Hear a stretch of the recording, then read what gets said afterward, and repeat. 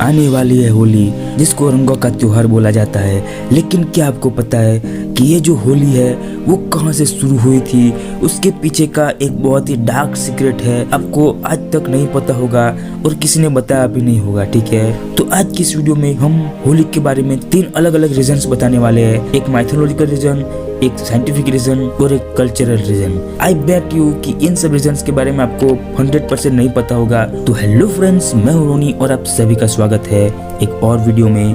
तो देखो, होलिका दहन के रिलेटेड मैंने जैसे कि बताया 3 रीजन्स बताने वाला हूँ। तो सबसे पहले रीजन्स की बात करें जो कि माइथोलॉजिकल रीजन है, जो कि हमारे पुराणों में लिखा हुआ है, जो कि एक्चुअली ऐसा हुआ था और उसी के ऊपर हम बात करने वाले हैं। तो सबसे पहले हम वो कारण जानते हैं जिसकी वजह से ये होलिका दहन की जो प्रथा है वो शुरू हुई। तो बहुत समय पहले की बात है।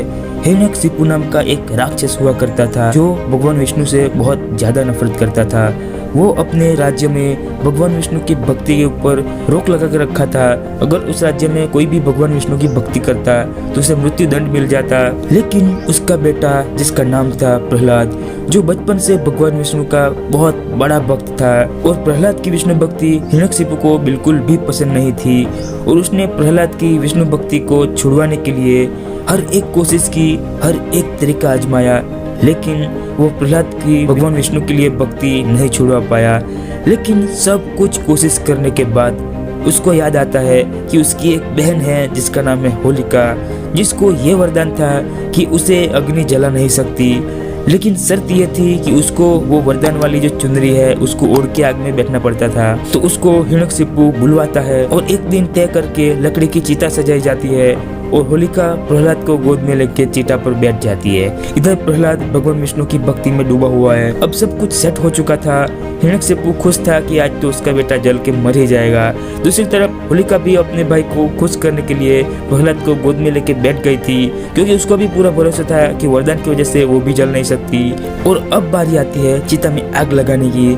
चिता में आग लगाई जाती है और इन सब में दूसरी तरफ प्रहलाद तो भगवान विष्णु का नाम लेता ही जा रहा है। जैसे ही आग बढ़ रही है, सब बहुत खुश कि आज तो प्रहलाद गया।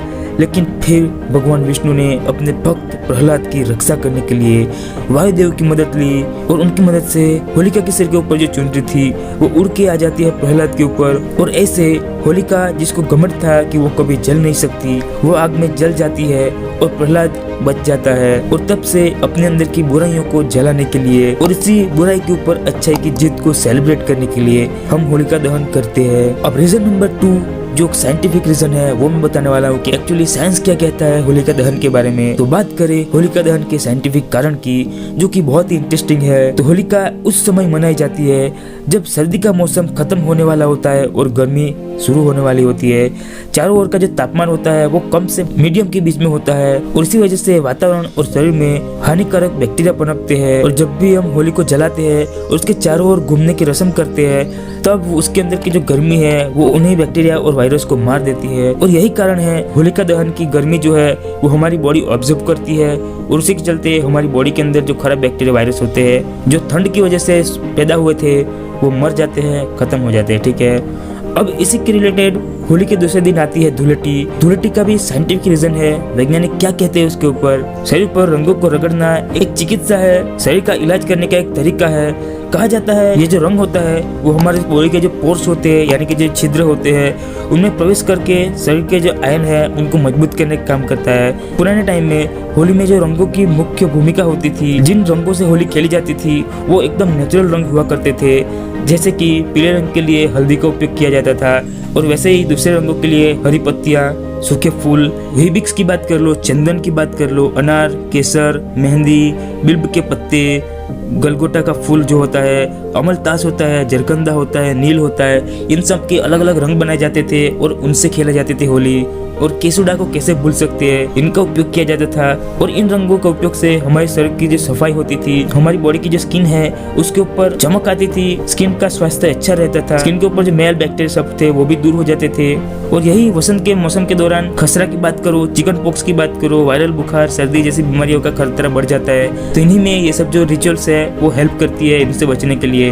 अब रीजन नंबर 3 कल्चरल रीजन की बात करें, समाज के ऊपर जो लोग हैं उनके रिलेटेड जो रीजन है वो क्या है। तो होली के आने से पहले भारत के अंदर सर्दियों का मौसम होता है। ठंडी में लोग ऑलमोस्ट घर में ही बैठे रहते थे और 4 महीना घर में बैठ के बिस्तर पे सोते रहने से आलस और सुस्ती महसूस करते हैं। अब इनसे बाहर कैसे लाया जाए लोगों को, ऐसा क्या किया जाए कि भाई लोग बाहर आके अपनी सुस्ती दूर करे, अपनी आलस दूर करे।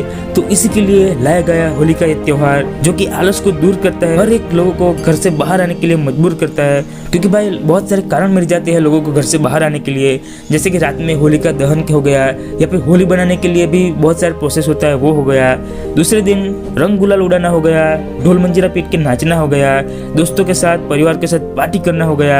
ऐसे बहुत सारे कारण देता है जिसकी वजह से हम घर से बाहर आ सके, लोगों की जो सुस्ती है, लोगों की जो आलस है वो दूर हो सके। और ये त्योहार न केवल मन और शरीर को तरोताजा कर देता है, बल्कि बोरियत की जो जंजीरें हैं, लोग जो बोर हो रहे थे उनको भी तोड़ता है और एक अलग आने वाले गर्मी के मौसम के लिए तैयार करता है। ठीक है, तो आशा करता हूँ कि आप सबको होली के रिलेटेड ये सारे जो फैक्ट्स थे और जानकर एक अच्छा मजा आया होगा, कुछ नया जरूर जानने को मिला होगा। ठीक है, और ऐसे ही दूसरे त्योहारों के भी रिलेटेड फैक्ट्स और साइंटिफिक फैक्ट्स, डार्क सीक्रेट मैंने बना के रखे हैं। तो अगर आपको जानना है तो मैंने प्लेलिस्ट बनाई हुई है, उसके ऊपर क्लिक करो, आपको सारे के सारे जो त्योहार है, हिंदू त्योहार है, इनके रिलेटेड सारे के सारे फैक्ट्स, सारी जानकारी मिल जाएगी। तो वो प्लेलिस्ट अभी आपको एंड स्क्रीन के ऊपर दिख रही है, इसके ऊपर क्लिक करो और बहुत सारी वीडियोस है, उनमें से आपको जो भी पसंद आए उसको देख लो। ठीक है, बाकी लाइक कमेंट शेयर वाला मामला मैं आपके ऊपर छोड़ता हूँ, अगर इच्छा हो तो कर देना, लेकिन सब्सक्राइब जरूर कर देना, क्योंकि ऐसे ही बहुत सारे फैक्ट्स, बहुत सारी नई नई चीजें आती रहती है। ठीक है, तो आज की इस वीडियो में बस इतना ही, मिलते हैं अगले वीडियो में, तब तक के लिए कीप लर्निंग, कीप वॉचिंग रोनी ऑफिशियल।